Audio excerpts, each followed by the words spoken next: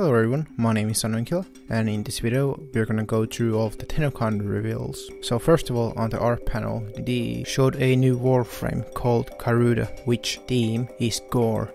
They also showed Lotus the Sentient, Lotus reveal, and some other things from the Sacrifice quest. Then they showed Limbo Deluxe, Titania Deluxe, Nessa Deluxe, Woban Deluxe, Nyx Deluxe, Nidus and Helmet Deluxe, with and without the armor.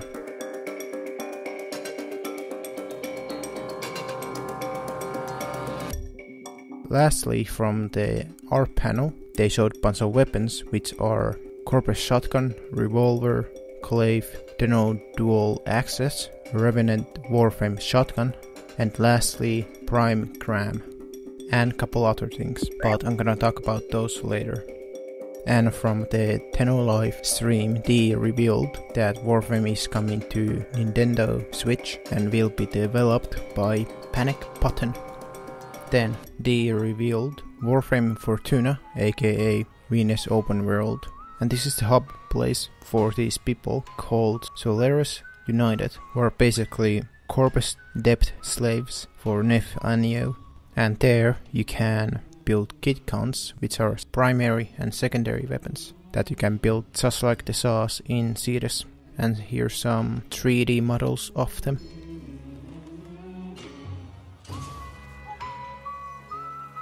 You can also build more companions the same way as kit counts and saws. There's also offerings like recaster baits, trophies, echo lures, tranquilizer guns, and probably more that we just didn't see from the gameplay footage. And just like in Plains of Eidolon, there's a leader that gives you bounties, and by looking at the bounties we can see the reward tables, and there seems to be weapon blueprints, rare mods, and Axelis Sentinel, which is the new upcoming Sentinel with Venus. Note that these reward tables might change because it's all just work in progress stuff. And this is the outside area of Venus. First we can see this giant spider, or also known as orbs, as Steve called them. So those are the orbs that protect each of the Corpus base interests. They're like the lair mother to these locations. Which are probably like this planet's version of Eidolons. Just like in Plains of Eidolon, you can do bounties and get rewards like Rebecca got the Cressa blueprint, which is the Venus Corpus melee weapon. Then you can also start bounties without having to go back to the hub area. You can just start them in the open world area. You can have hovercrafts in Venus, which are called Bundy K Drives, which you can use to roam the map and do little tricks like this. You can hunt and rescue / capture animals in Venus by following their footprints and using the echo lure and the tranquilizer gun.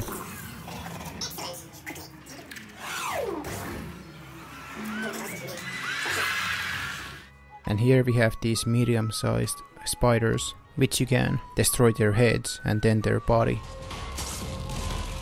And here we have some footage of the giant spider up close.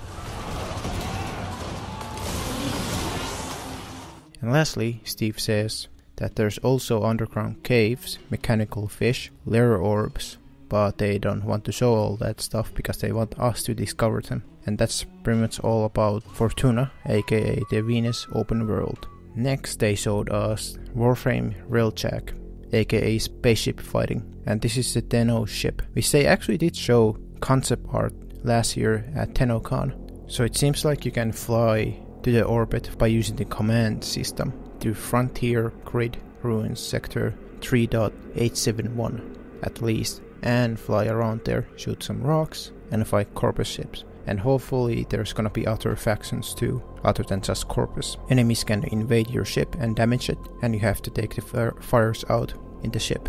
You can exit the ship and fly around with Archwing and invade the enemy ship.